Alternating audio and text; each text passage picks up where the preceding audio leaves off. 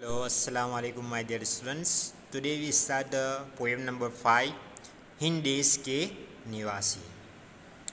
इस पोएम में कवि ने कहा है कि भारत एक निराला देश है और एक हमारे देश में यहाँ अनेक प्रकार के जातियों, अलग अलग प्रकार के धर्मों और भाषाओं के लोग रहते हैं।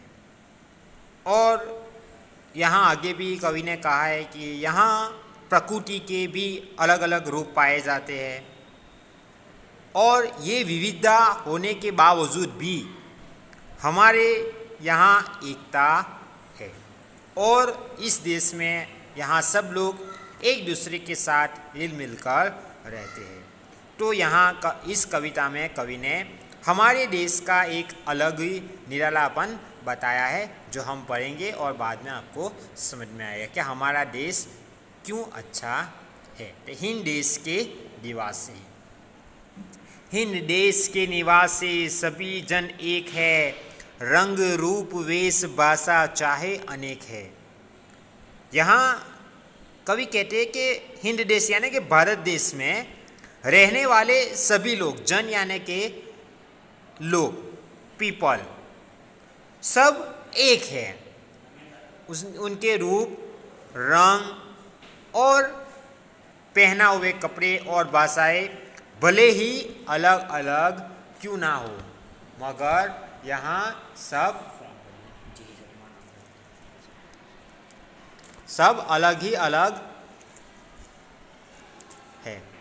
बेला, गुलाब, जूही, चंपा, चमेली, प्यारे प्यारे फूल गुंथे माला में एक है। क्या कहते हैं? बेला यानी के मोगरा, बेला यानी के मोगरा, जास्मिन, गुलाब, रोज, जूही, चंपा, चमेली, ये अलग अलग प्रकार के फूल होते हैं, परंतु वे कहते हैं परंतु प्यारे प्यारे फूल गुंथे माला में एक है। यानी कि ये सब फूल भले अलग अलग होते हैं परंतु उनके ऊपर प्यारे प्यारे फूल माथा में गुंथने पर एक ही बन जाते हैं। यानी कि उसी तरह अलग अलग होकर भी, यानी कि हमारे देश में अलग अलग भाषा बोलने वाले, अलग अलग जातियाँ या अलग अलग धर्म वाले लोग हो, फिर भी वो एक होकर भी सारे भारतवासी ही कहलाएंगे। कोयल की कूक न्यारी, पपीहे की तेर प्यारी, गा रही तराना बुलबुल राग मगर एक है। फिर यहाँ क्या कहते हैं कवि के, कोयल की बोली बहुत निराली होती है, यानी कि बहुत अच्छी प्यारी होती है। निराली, न्यारी यानी कि निराली प्यारी होती है, जिससे यानी कि पपीहे की बोली, कि पपीहे की तेर प्यारी यानी कि पपीहे की बोली में अपनी मिठास होती है।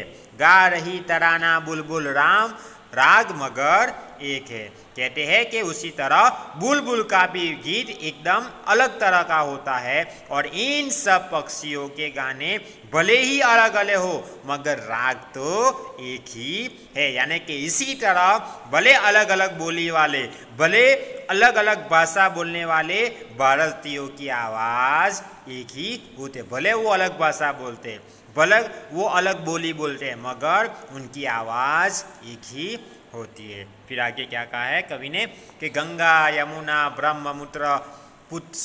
गंगा यमुना ब्रह्मपुत्र कृष्णा कावेरी जाके मिल गई सागर में हुई सब एक है। कहते हैं कि यहाँ नदियों का नाम दिया गया है कि गंगा, यमुना, ब्रह्मपुत्र, कृष्णा और कावेरी। कहते हैं कि भले वो अलग अलग नदियाँ हैं फिर भी यानी कि मिल गई सागर में हुई सब एक, यानी कि वो सागर में मिलकर एक ही हो जाती है। इसी तरह यहाँ कवि क्या कहते हैं कि इसी तरह हमारे देश प्रेम सभी भारतीयों का एक बना देता है।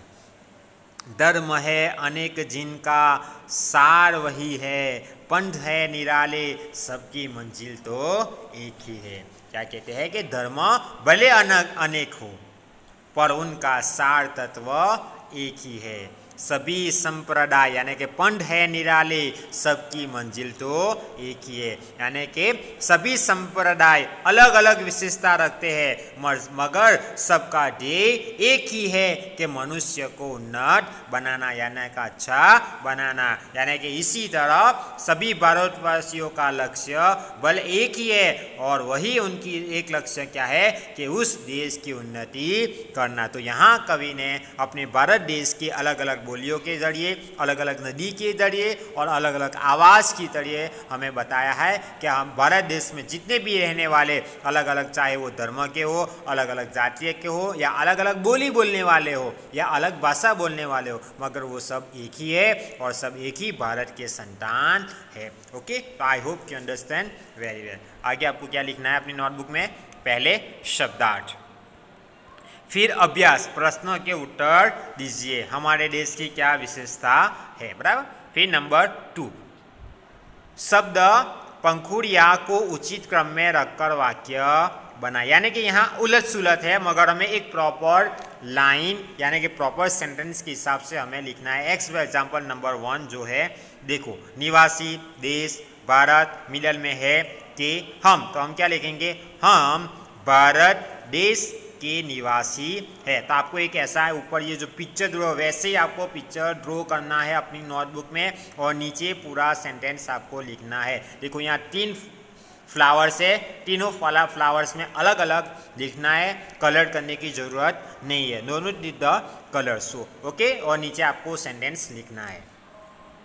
नंबर ब के गोले में शब्द चुनकर अर्थपूर्ण वाक्य बनाइए। तो ऐसे आपको राउंड ड्रॉ करना है, ऐसे नाम लिखना है। एक उदाहरण एग्जाम्पल आपको दिया गया है कि सोहन पढ़ रहा है।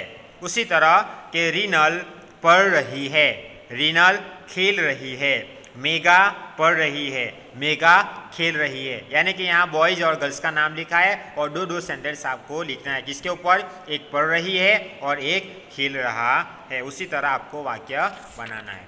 काव्य पंक्तियों का भावार्थ समझाइए। हिंद देश के निवासी सभी जन एक है, रंग रूप वेश भाषा चाहे अनेक है। वो मैंने आपको पोएम में समझाई, ऐसे आपको उस भावार्थ उसका लिखना है।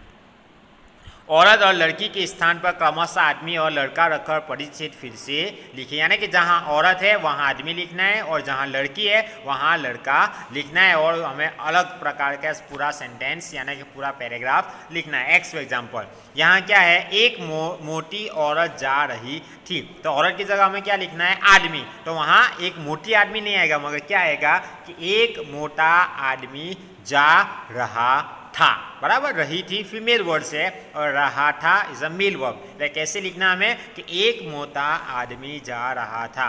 पीछे पीछे एक, लड़की की जगह में क्या लिखना है? लड़का। देखिए, एक पीछे पीछे एक लड़का चल रहा था, रही थी की जगह क्या आएगा? रहा था। પછી फिर आगे है कि लड़का छोटा और पतला था। आदमी को पता चला तो घूरकर बोला, ए लड़के मेरे पीछे पीछे क्यों चल रहा है? तो लड़का बोलेपन से बोला, बोली की जगह क्या आएगा? बोला, मैं तो केवल छांव के नीचे चल रहा था। तो आपको ऐसे उसका आंसर लिखना है। फिर स्वाध्याय में प्रश्नों के उत्तर लिखिए, ये भी आपको लिखना है। फिर नंबर 2, पुस्तक में जो शब्द समानार्थी नहीं है उन पर घेरा यानी कि राउंड कीजिए और समानार्थी शब्दों को वाक्य में प्रयोग कीजिए। तो आपको यहाँ क्या करना है? एक है कि पंथ, ठीक है, पंथ यानी कि यह पंथ सरल नहीं है। दूसरे यहाँ देखो आपको ढूंढना है, ठीक है, राह, कि मुझे नहीं राह मिल गई। फिर लिखना है रास्ता, ठीक है, यह सीधा रास्ता है। तो आपको ऐसा पंथ, देखो पंथ, राह और रास्ता, ये उसको समानार्थी जो है उसके 3 सेंटेंस हमें बनाना है। उसी तरह देखो सेकंड बॉक्स में कुसुम, पुष्प एंड फूल, कांटा नहीं आएगा और पेड़ नहीं आएगा। फिर आम का हमें समानार्थी, सॉरी, अनूठा, अनोखा, निराला, પછી जन, मनुष्य, मानव, ऐसे 3 सेंटेंस हमें बनाना है। Okay, so now our lesson was finished here. So next lesson you learn in a next video. Okay, and whatever you completed in the exercise, you complete it in your notebook with a good handwriting. Okay, thank you. Allah Hafiz.